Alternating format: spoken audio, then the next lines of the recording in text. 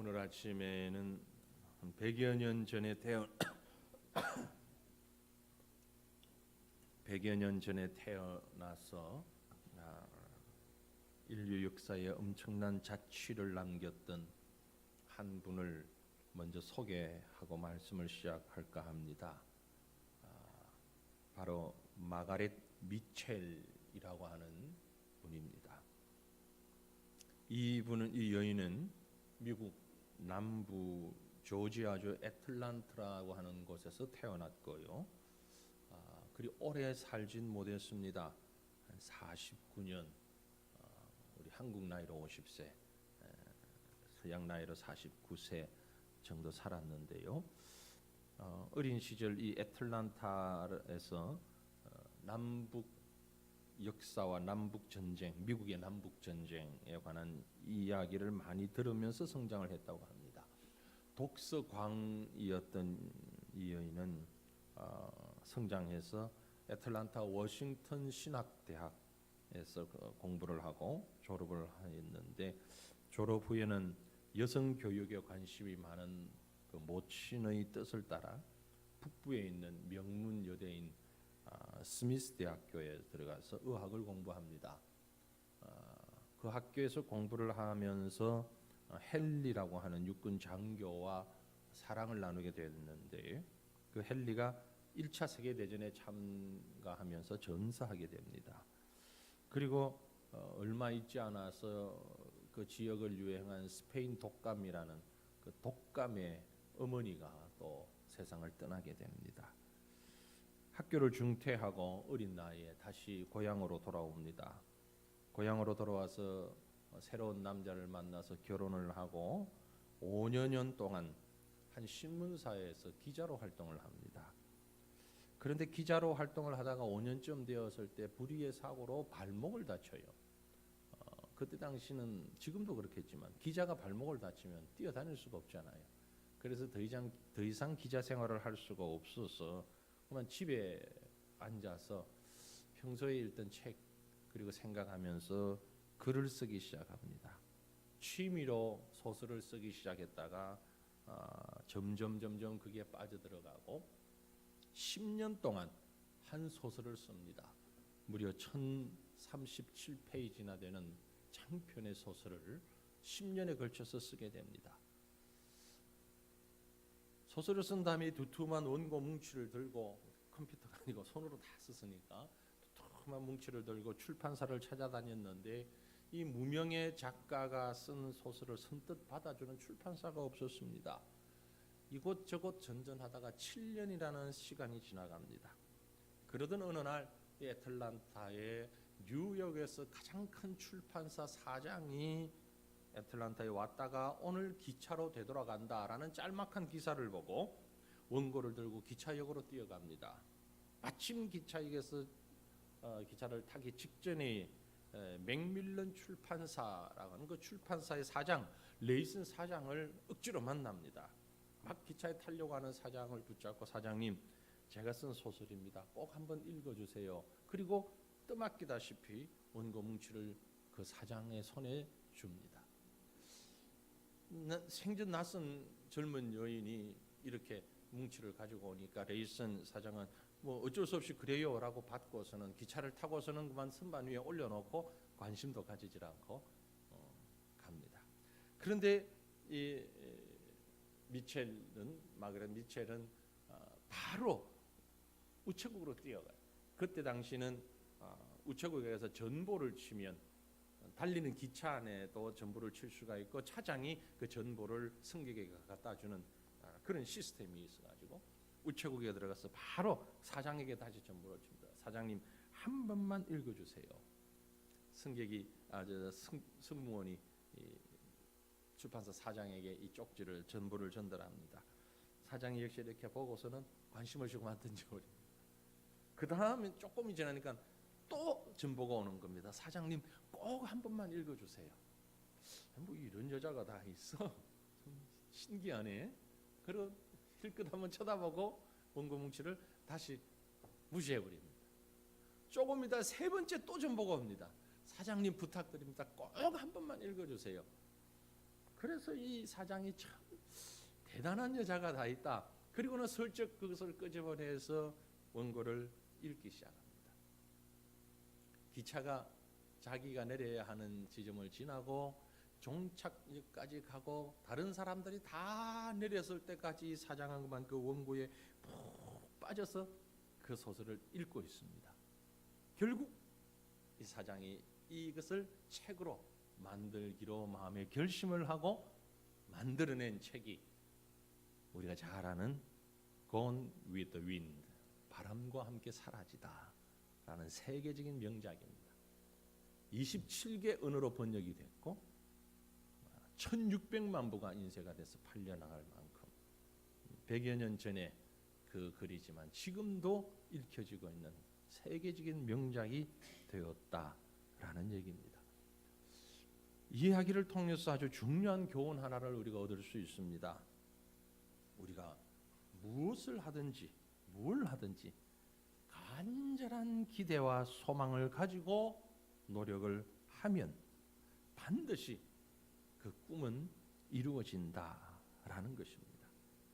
만약에 이 여인에게 이 간절한 기대와 소망이 없었다면 어찌 됐을까? 만약에 이 여인이 출판사 사장에게 전보를 한 번만 치고 포기했다면, 두 번만 하고 포기했다면 어떻게 되었을까? 이 세계적인 명작은 그만 묻혀버리고 말았을 것입니다. 빌립보서 2장 13절에 보니 이런 말씀이 있어요. 너희 안에서 행하시는 이는 하나님이시니 자기의 기쁘신 뜻을 위하여 너희에게 소원을 두고 행하게 하시나니. 하나님은 우리 속에서 일하시는데 우리에게 하나님의 기쁘신 뜻을 위하여서 소원을 심어주시고 그 소원이 이루어지도록 일하시는 분이시다라는 말씀입니다. 그러므로 우리가 어떤 기대와 소망을 가지고 열심히 우리 일상에서 살아가느냐 하는 건 매우 중요한 것입니다. 여러분, 꿈은 이루어진다. 축구 경기장에서만 할 수 있는 얘기는 아니지요. 사실은 하나님께서 우리에게 꿈을 주시고 내 나이와 상관없이 내 상황과 상관없이 하나님이 우리에게 꿈을 주시고 그리고 그 꿈을 이루어갈 수 있도록 우리와 함께 하신다는 말씀입니다. 오늘 본문 읽었던 본문 말씀을 보면 사도 바울이 감옥에 수감되어 있으면서 빌립보 교회 성도들에게 권면하며 위로하는 말씀입니다. 이 말씀 중에 바울은 그 자신에게 간절한 기대와 소망이 있다. 그렇게 고백합니다. 그것이 무엇입니까? 그 간절한 기대와 소망이 무엇인지를 살펴보니 우리에게도 이런 소망이, 이런 간절함이 있어야 할 것이라고 생각되어집니다. 사랑하는 성도들이요, 여러분의 꿈, 여러분의 소망, 여러분의 간절히 원하는 그게 무엇입니까?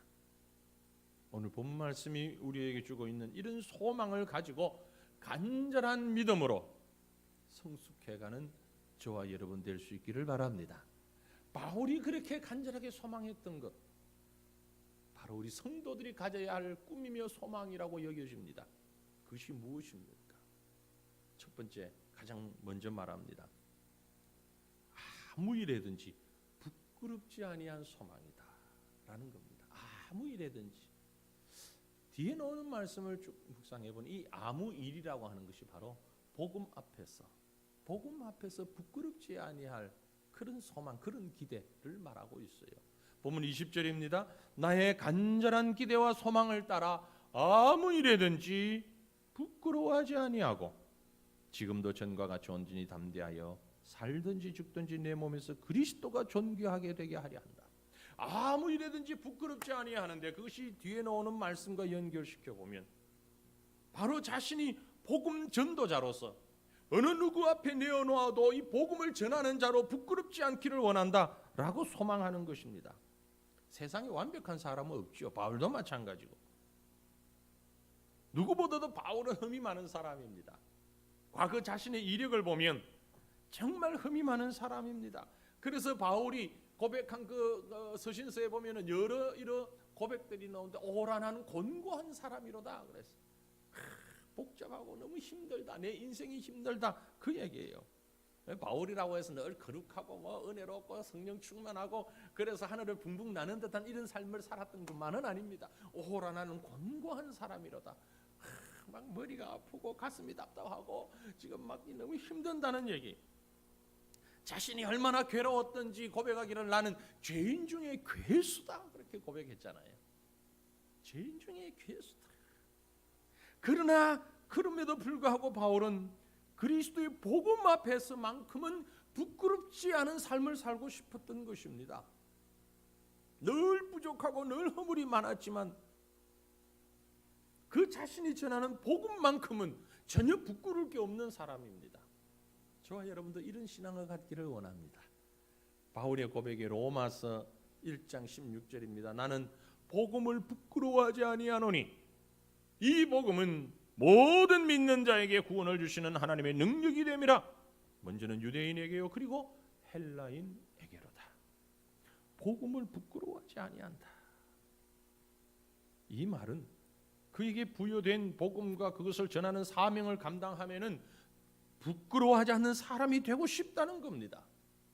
비록 감옥에 갇혀 있어도 부끄럽지 않고 힘들어하지 않는 사람이 되려고 하는 것입니다. 사랑하는 성도들이요, 우리에게 주신 복음을 우리가 함께 나누며 그 복음 앞에서 우리 자신이 부끄럽지 않는 삶을 살아갈 수 있기를 간절히 소망합니다. 오늘 우리가 읽었던 빌립보서 1장 19절부터 제가 읽었는데요, 바로 앞에 보면 이런 말씀이 있어요. 15절에 어떤 이들은 투기와 분쟁으로 어떤 이들은 착한 뜻으로 그리스도를 전파하나니. 우리가 알고 있는 대로 이 말씀의 뜻은 바울이 감옥에 갇히게 되었을 때 빌립보 교회 성도들 가운데 두 가지 부류의 사람들이 있었지요. 한 가지 사람은 투기와 분쟁으로, 그리고 또 다른 한 종류 사람은 착한 뜻으로 복음을 전하는 사람들입니다. 투기와 분쟁으로 복음 전하는 사람들은 우리가 복음을 전할수록 바울이 더 고통스러울 것이다. 바울이 너무너무 미웠던 거예요. 여러분은 목사를 그렇게 미워하지 마십시오.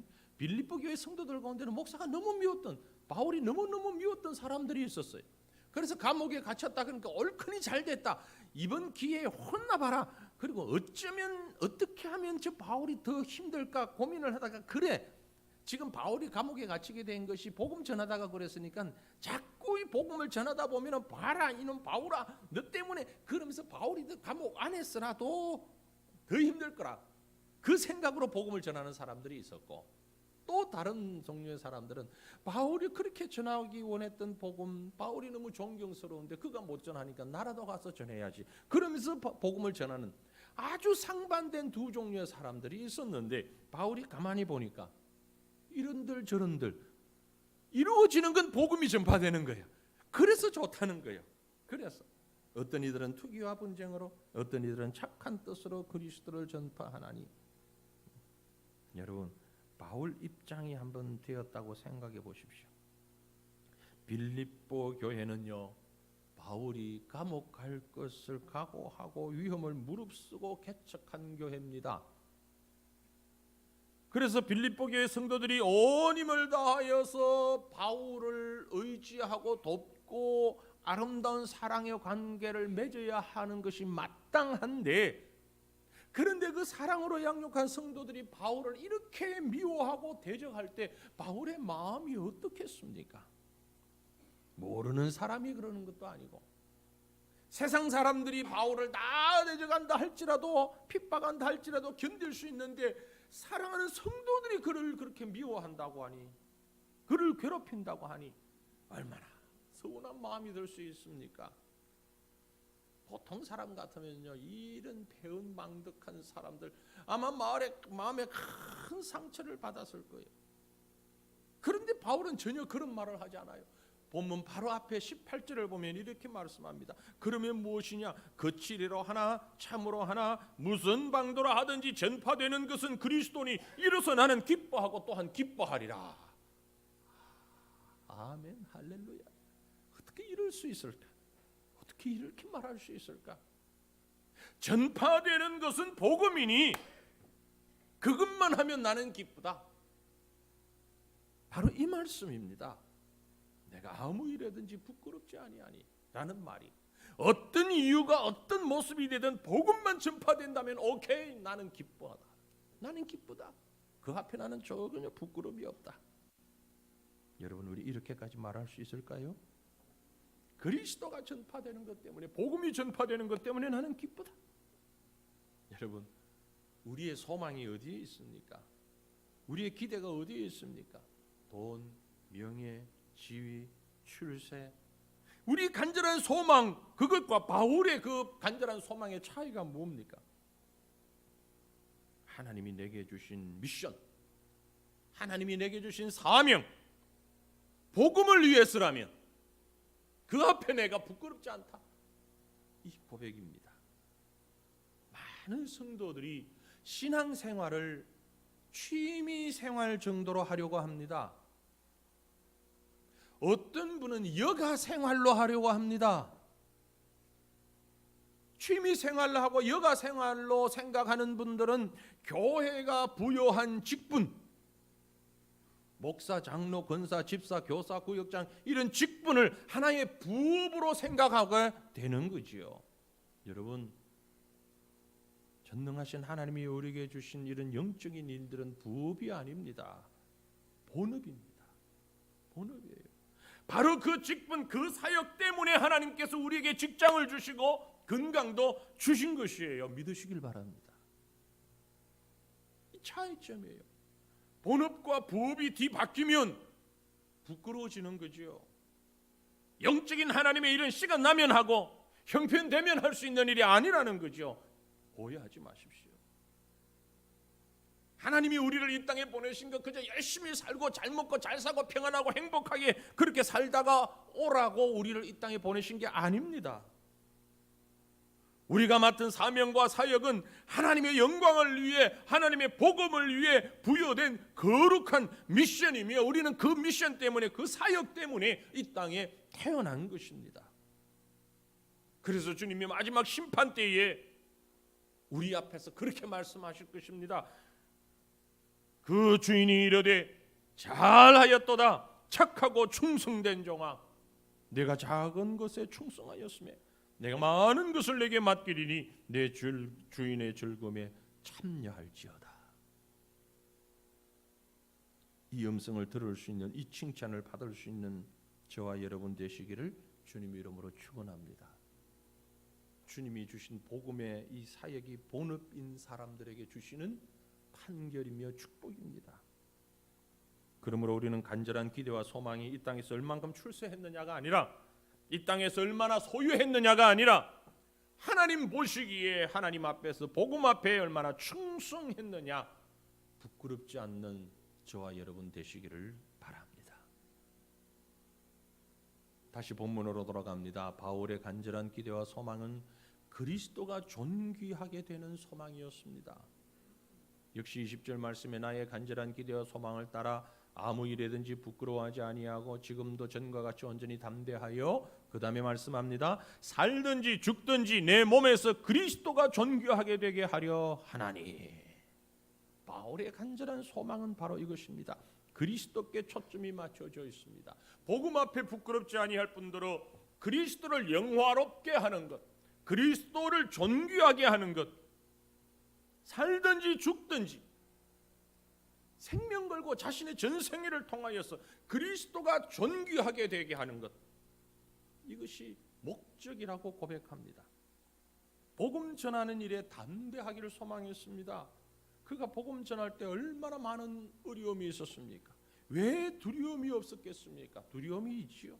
1차, 2차, 3차 전도 여행을 다니면서 또 죄인으로서 포박되어서 로마로 가면서 오늘날처럼 비행기 타고 간 게 아닙니다. 그저 걷는 거죠. 그저 걷는 거죠. 그리고 물이 있을 때는 배를 타고 가는 거죠.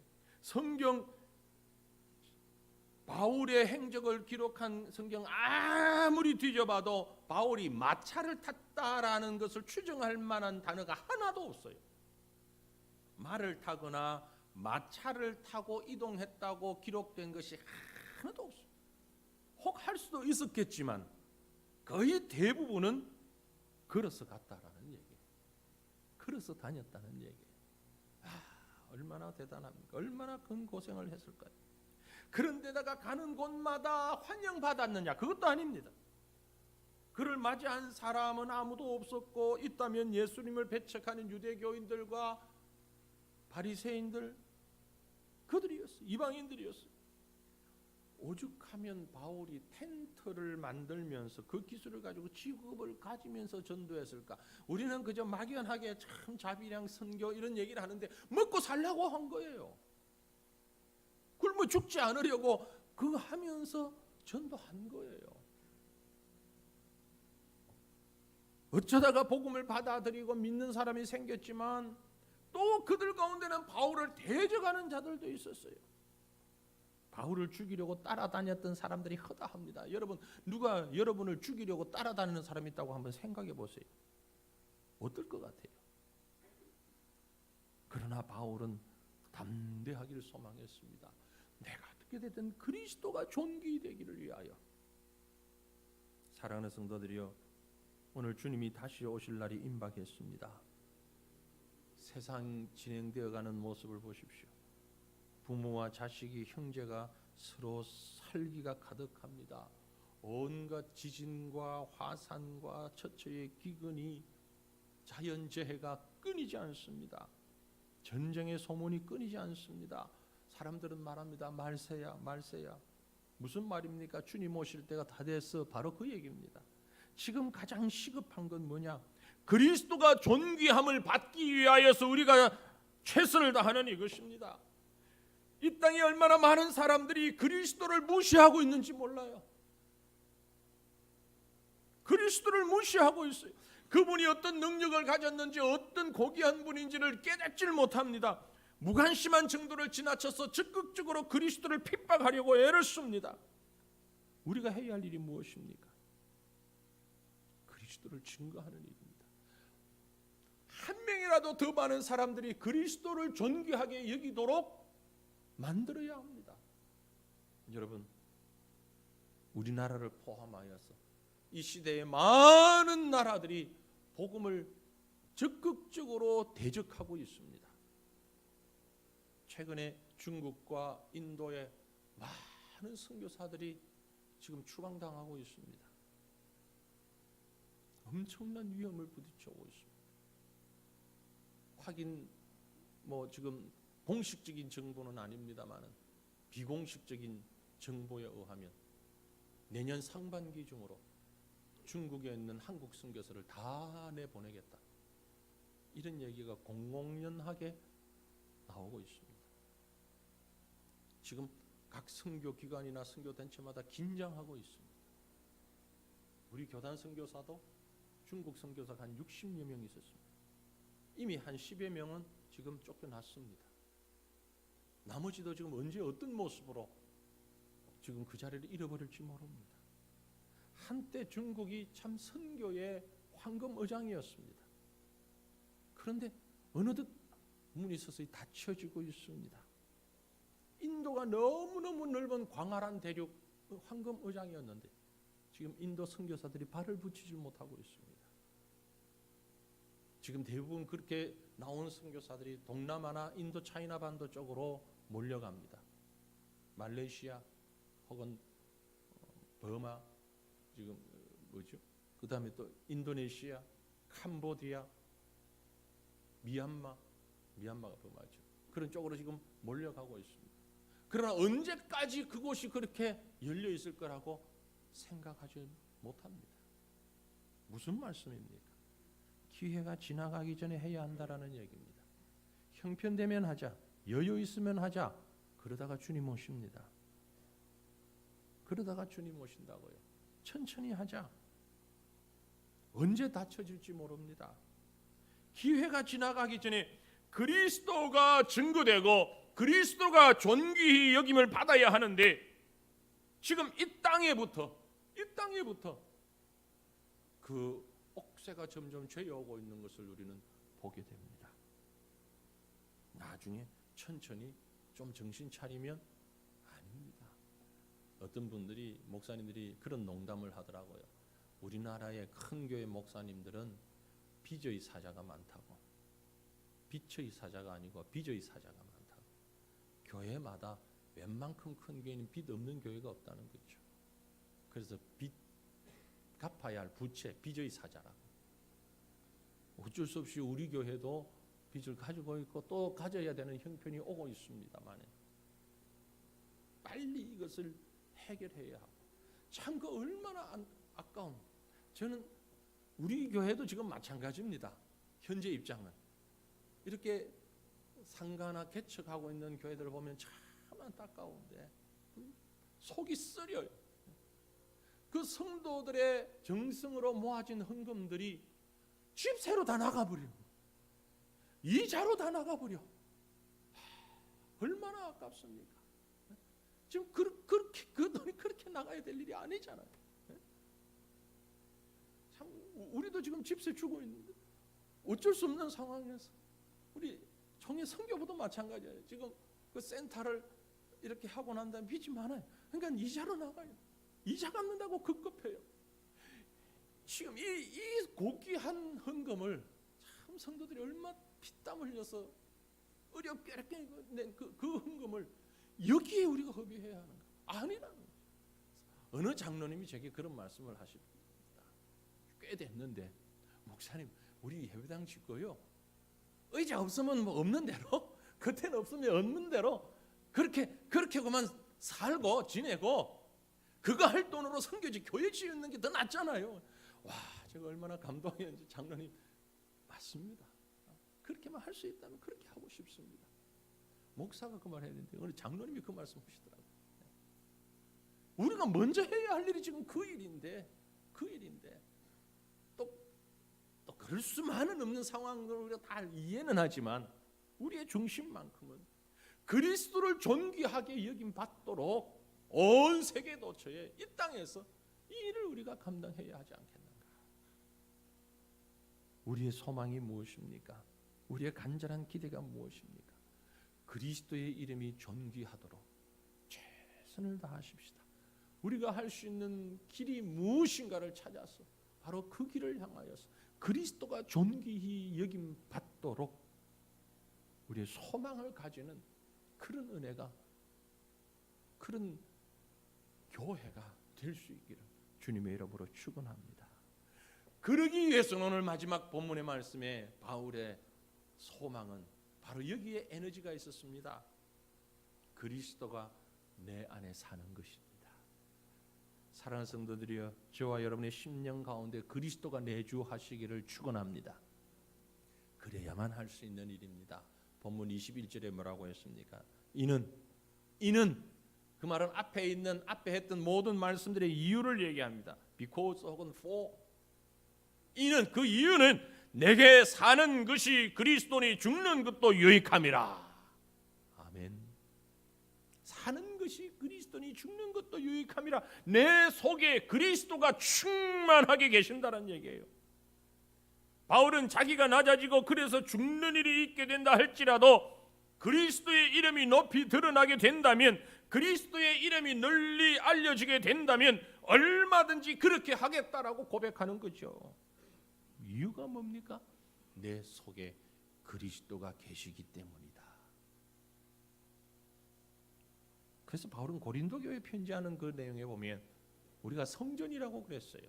고린도전서 3장 16절에 너희는 너희가 하나님의 성전인 것과 하나님의 성령이 너희 안에 계시는 것을 알지 못하느냐? 누구든지 하나님의 성전을 더럽히면 하나님이 그 사람을 멸하시리라. 하나님의 성전은 거룩하니 너희도 그러하니라. 우리가 하나님의 성전이다. 어떻게 성전 될 수 있습니까? 우리 속에 하나님의 영이 거하기 때문에, 즉 예수 그리스도가 거하기 때문에, 그렇기에 우리의 몸이 성전이다라는 겁니다. 오늘 우리도 사도 바울처럼 우리 속에 그리스도가 살아 계심을 믿어야 할 것입니다. 다른 말로 얘기하면 내 생명의 주인은 내가 아니고 그리스도다라는 것입니다. 예수님이 내 생명의 주인이십니다. 예수님이 내 생명의 주인이십니다. 생명을 걸고 복음 증거하는 선교사님들, 많은 전도자들, 여러분 얼마나 고통스러운지.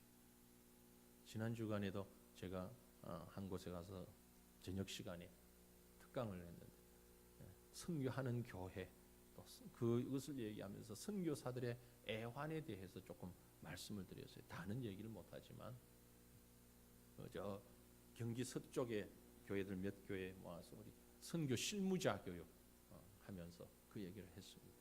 권사님들, 집사님들, 장로님들, 일반 성도들이 모여 있으니까 선교사들의 애환이 공부할 만큼 다 했어요. 공부할 만큼 다 했어요. 그리고 자신의 삶을 다 살았어요. 그럼에도 불구하고 그 생애를 그렇게 복음을 위해서 헌신한, 왜 그럴 수 있을까?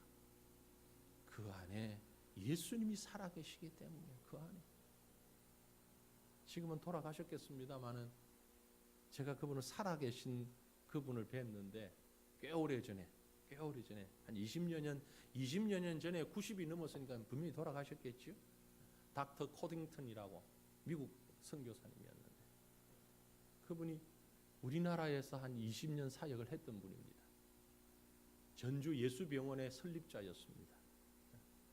우리나라에서 사역을 하고 은퇴를 했어요. 선교사 은퇴를 했어요. 은퇴하고 미국 가가지고선 다시 주변 친구들과 주변 이런 사람들의 후원을 받아서 방글라데시로 재파송됐어요. 은퇴한 연후에. 그리고 방글라데시에서 20년 사역을 했어요. 우리나라에서 은퇴한 이후에 90이 된 그 닥터 코딩턴 선교사를 만나서 얘기하고 교제할 기회가 있었는데 그 90이 넘은 분이 성령차가 없어요. 왜 없습니까? 은퇴하기 전에는 있었는데 은퇴하고 나니까 선교비가 너무 적어가지고 차량을 유지할 수 있는 그런 게 못 된다. 옷을 입고 계신 옷이 거지도 그런 거지가 없어요. 양말도 물론 그날에서 양말 안 신는 게 대부분이잖아요. 양말 안 신는데 발이 쩍쩍쩍 갈라지고 슬리퍼 하나 끌고 있어요. 아주 흐름한 그런 옷을 입고 아주 기본적인 식생활만. 선교비가 너무 적대요. 미국서 오는 선교비가. 교회도 교단도 다 은퇴시켰으니까 그럼 본국에서 사시지 왜 여기 계십니까? 내가 해야 할 일이 이 일인데 어떡하죠? 그리고는 와서는 가장 기본적인 식생활만 하면서 그 미혼모들, 그 아이들 돌보는 그 사역을 다카의 한 빈민 그 거리에서 그곳에서 병원을 운영하면서 그 일을 하고 계시는 거예요. 살아있는 예수님을 보는 듯한 느낌이었어요. 얼마나 부끄러웠는지. 그분의 마음 속에는, 그 심령 속에는 다른 것 아무것도 없는 것 같아요.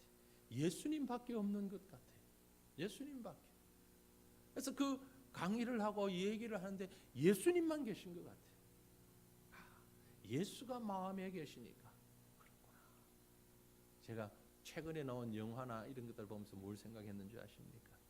여러분 요즘 나오는 영화들 보면은 사람이 아닌 그 뭐죠? 윤승빈이가 좋아했던 게 그 마스크 쓰고 있는 게 뭐였죠? 예? 아이언맨. 아이언맨 같은 것 보면 그 안에 사람이 있잖아요. 사람이 타고서 조정을 하잖아요. 그 안에 누가 탔는가에 따라서 아이언맨이 날아가기도 하고 서 있기도 하고 움직이잖아요. 바로 그런 거죠. 우리 속에 예수 그리스도가 계시면 우리를 그렇게 지배하는 거죠. 우리를 다스리는 거죠. 어느 선교사님 집에 아이를 제 3국에 학교에 보내놓고 기숙사 생활을 하게 하는 그런 분들이 많이 있거든요. 선교지에 같이 있을 수 없는 그런 상황에서 그 선교지에는 학교가 없으니까 이 선교사님 아이를 다른 제3국에 보내서 기숙사 생활을 하는데 한 번은 그 아이 기숙사 방에 가봤더니 책상 앞에 생활 그 시간표에 한쪽에 그런 게 있더랍니다. Crying time. 우는 시간. 그래서 야, 너 이게 뭐냐? 잠자는 시간, 공부하는 시간, 아침 식사 시간이었는데 crying time. 우는 시간 이게 뭐냐? 물었더니 엄마가 너무너무 보고 싶은데 가족이 너무너무 보고 싶은데 맨날 울고 있으면 공부도 안 되고 아무것도 할 수 없으니까 생각날 때마다 묻어놓고 미뤄놨다가 일주일에 한 번 이 시간에는 마음껏 운다. 울 수밖에 없다. 그 마음. 그러면서 그 아이들이 성장하는 거예요. 왜 그렇게 삶을 살아야 합니까? 예수 그리스도 때문에. 그리스도를 존귀히 여기기 위해서. 그리스도 안에, 내 안에 그리스도가 계시기 때문에 이렇게 선교하는 분들이 많이 있습니다. 정도의 차이가 있겠지만 바울이 당시 복음을 위해 살아가는 시간들은 이보다 더 극심한 아픔이 있었어요. 우리 아이들, 자라나는 아이들 금방 밥 먹고 1시간도 안 돼서 또 뭐 통닭 사달라고 그러고, 그거 먹고 조금 지나면 또 라면 먹고, 이 애들을 보면서 엄마 아빠들이 하는 말이 뭐는 거야? 야 이놈아, 너 속에 거지가 들어앉지 않냐? 왜 그러냐? 그래요. 우리 속에 예수가 앉아 계시기를 바랍니다. 네. 거지가 아니라 우리 속에 예수가 앉아 계셔서, 그래서 예수님이 나를 지배하고 예수님이 나를 다스리는 그런 소망을 한번 가져보십시다. 사랑하는 성도들이요, 이게 진정한 그리스도인이, 이게 진정한 우리의 꿈이 되기를 원합니다. 내 속에 썩어질 세상 욕심이 가득 차 있고, 아무것도 아닌 자존심이 내 속에 가득 차 있고, 별로 도움되지도 않는 인간적인 체면이 나를 꽉 붙잡고 있는 그런 삶이 아니라, 그거 다 던져버리고 예수님이 내 속에 계시면서 나를 지배하고 나를 움직이는 이런 성도, 이게 바울의 간절한 기대였단 말이에요. 그랬기 때문에 그리스도를 위해서 죽든지 살든지 라고 고백할 수 있었던 것입니다. 사랑하는 성도들이요, 바울처럼 모든 것을 다 가진 자가, 누구보다도 좋은 환경을 누릴 수 있는 자가 간절한 기대와 소망을 주님께 두면서 그 주님이 내 안에 계시기를 그렇게 갈망했던 것입니다. 오늘 저와 여러분이 이처럼 세상 사람들과는 다른 간절한 기대, 소망 갖고 살아갈 수 있기를 바랍니다.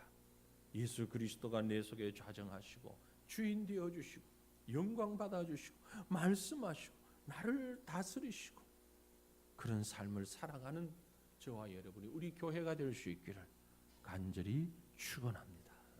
우리 같이 기도하십시다. 주님 앞에 이 말씀을 생각하시면서, 하나님, 나의 기대가, 나의 소망이 무엇입니까? 나의 꿈이 무엇입니까? 지금까지 가져왔던 나의 꿈, 나의 소망, 나를 위한 것이었다면 이제는 주님을 위한 것으로 바꿀 수 있게 하시고, 주님을 위한 간절한 기대와 소망, 복음 앞에 부끄럽지 않은 소망, 오늘 내게 주어진 현실 가운데서 내게 주어진 하나님의 미션이, 하나님의 사명이 무엇인지를 다시 한번 생각하며 주님이 인도하시는 그런 삶을 살아가는 우리가 되게 해달라고, 이 시간 우리 간절한 마음으로 통성으로 주님 앞에 기도하십시다.